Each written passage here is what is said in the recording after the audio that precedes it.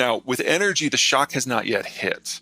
The Indians are proving willing to run the potential blockade and the potential embargoes and the potential boycotts in order to get Russian crude on the cheap.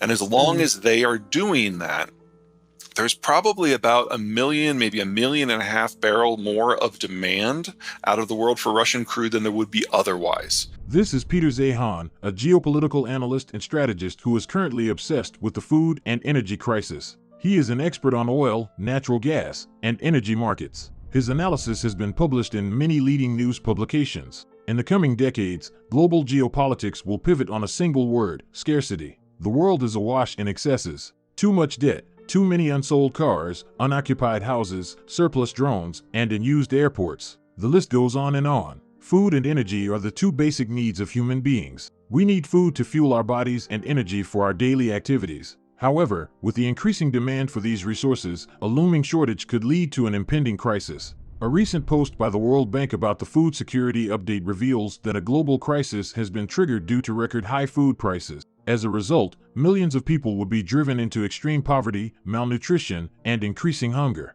Rather than being alarmed by this impending threat, many people ignore it as an unpleasant future or a distant probability. However, these pessimistic views are not necessarily true. Unfortunately, the evidence suggests that we may be living in the final decades of cheap food and energy. Welcome to Savvy Economists. In this video, we explore Peter Zeihan's views on the coming food and energy crisis and why you should be worried about these impending crises. Don't forget to please watch, like, and share this video if you enjoy it. Also, leave your comments and thoughts below, and don't forget to subscribe to the channel for more related content similar to this. There is a general consensus among economists, scientists, and researchers that the world will face a simultaneous food and energy crisis in the near future. It may sound like hysteria, but there is ample evidence to suggest so. As technology advances, we gradually exhaust our primary sources of natural resources as well as pollute the surrounding environment. The primary sources of these resources are constantly being consumed, and there is no way to replenish them quickly. At the rate consumption is going, there are only a few generations left before our planet is out of these resources. There are solutions to this issue, but nothing is being done. A July 2021 study published by the Jerusalem Post reveals that if the world's population and economy continue to grow at their current pace, the world's natural resources have a possibility of running out within the next 2 decades. Zeihan's ideas are very provocative. He believes the world is headed towards a crisis over food and energy supplies. He has written extensively on the subject, and his latest book, The End of the World is Just the Beginning, Mapping the Collapse of Globalization, is a must-read for anyone concerned about our planet's future.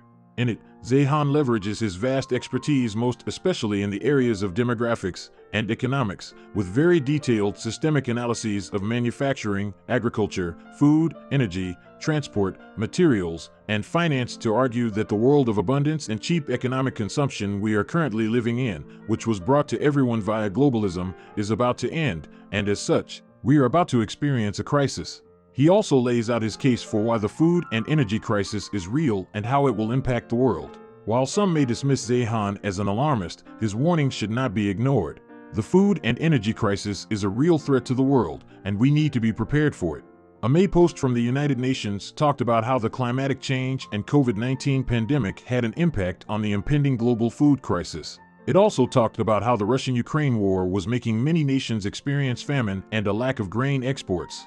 The Russian Federation and Ukraine are major providers of the world's wheat export and also among the top 5 global exporters of corn, but as a result of the war, Ukraine has closed all its ports. This has worsened the global food situation, and the lack of fertilizers and low inventories in grains and cooking oils have already started to expose the depletion of global economies, according to the Post. The energy crisis is also a major concern, as our reliance on fossil fuels is causing climate change and other environmental problems. Despite that there have been calls many years ago for countries to reduce being dependent on fossil fuels, they have only fallen on deaf ears and continued using it to boost their economies. According to an August post by ReliefWeb, it claims that the world has already been falling short of complete energy access to all before the current energy crisis began. The post reveals that over 770 million people worldwide lack access to electricity. Also, nearly 1/3 of the global population is still using charcoal and firewood to prepare their meals because over 2.5 billion people still lack access to clean cooking, which would only make these people develop dangerous health conditions. There are a number of reasons why you should be worried about the food and energy crisis. For one, as we mentioned earlier, the world is running out of resources. We're already seeing the effects of climate change, and it's only going to get worse. The food and energy crisis will only exacerbate these problems. Climate change is also making it harder to grow crops and produce food. Droughts and floods are becoming more common, making it difficult also to grow crops and access clean water. The world's population is growing, and as a result, there is more demand for food and energy, but the amount of arable land is not.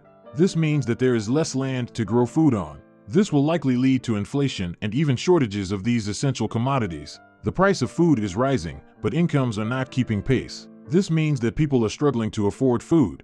Conflict is increasing in many parts of the world, most especially in the Russian-Ukraine war, as we earlier mentioned, making it difficult to transport food and other goods. Additionally, many countries are now importing more food than they are exporting, which makes them vulnerable to price shocks. Poor storage and transportation infrastructure means that food often goes to waste. Soil degradation and water scarcity are making it difficult to also grow crops. Pests and diseases are becoming more resistant to pesticides and other control measures. The world is increasingly relying on a small number of crops, making us vulnerable to crop failures. The world is in a precarious condition as a result of the food and energy crisis, and this is having a cascading effect on many nations. As the food crisis continues to cause widespread hunger and malnutrition, the energy crisis is leading to climate change and environmental degradation. Climate change is a major threat to the planet, and the way we produce energy is a major contributor to this. Environmental degradation is also a huge concern, as the way we extract and use energy is damaging our planet. The most immediate effect is on people's health and well-being. The food and energy crisis is a major challenge for the world, and its consequences are far-reaching and extremely serious. We need to find a way to address this crisis urgently before it causes even more damage to people and the planet. So, it's important to be aware of the food and energy crisis and take steps to ensure that you and your family are prepared for it.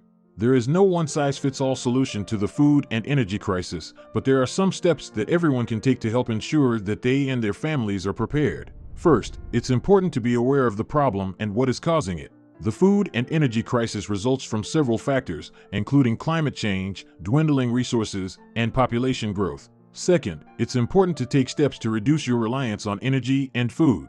This means reducing your consumption of energy-intensive products and food and finding ways to produce your own food and energy. Third, it's important to have a plan in place in case of an emergency. This means having a backup supply of food and water and a way to generate your own power if the grid goes down. By taking these steps, you can help ensure that you and your family are prepared for the food and energy crisis. In conclusion, while it is always good to be prepared for emergencies, Zeihan's obsession with the food and energy crisis is starting to seem like a bit much. He is clearly worried about something that may or may not happen and is doing everything he can to prepare for it. We should all be prepared for emergencies, but we should also be careful not to let our fears get the best of us. Thank you for watching. See you next time.